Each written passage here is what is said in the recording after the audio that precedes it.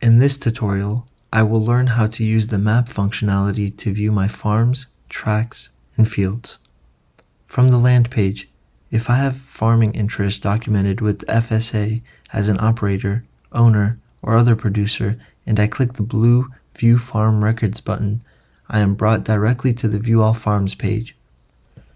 As I'm viewing my farms, I can toggle the map on and off by clicking the View Map button. With the map, I'll be able to view all of my land areas in context of one another. Details of each land area can be viewed by selecting it on the map. Once the map is on, I can zoom in or out of the map with the rectangle zoom tool, the plus and minus buttons, or the scroll wheel on my mouse to drill down into my farms, tracts, and fields. Use the manual zoom tool to type in the desired scale. The layer toggle next to the scale bar will allow me to switch between the farm, tract, and field view levels. Auto uses the default predetermined zoom level established for farms, tracts, and fields. Farm level allows me to view farm pins only, and tract level allows me to see the tract boundaries, and field level allows me to see the actual field boundaries. When on the View All Farms page with the map on, the map shows me the location of farms that are listed in the list panel by displaying a farm pin.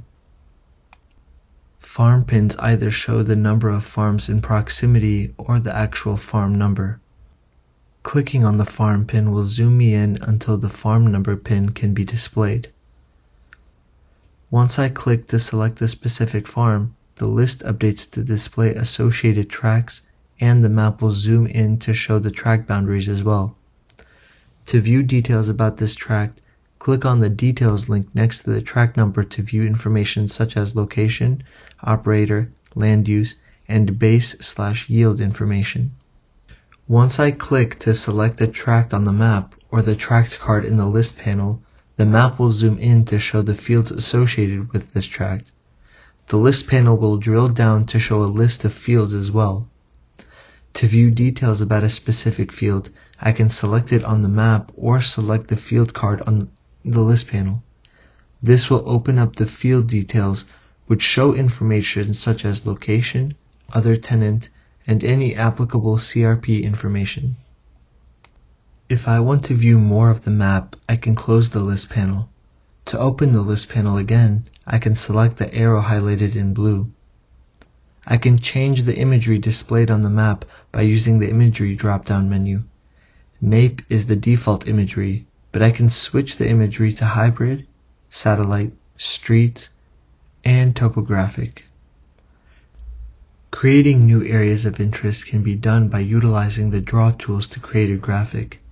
These are located on the toolbar above the map and will allow me to define a new area, name it, and add a description.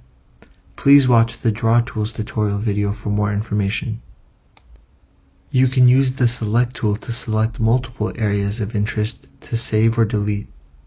Once selected, a side panel will open, allowing you to save or delete the selected areas of interest. A blue toast message will appear confirming the success of your selection. You can select the View Layers tool to view all the map layers, including a legend for each layer. You can turn layers on and off using the eye icon and view the sublayers using the right-facing caret. Some layers become visible at preset scales. As you zoom in, additional layers will begin to appear, for example, the roads layer. To the right of the toolbar is an action menu where I can take additional actions such as importing a feature file and displaying the map in full screen.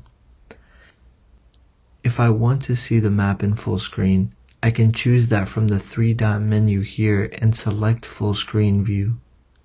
To return to the original view, select the drop-down menu again and select exit full screen. For more information on farm records mapping, please watch our other YouTube tutorials.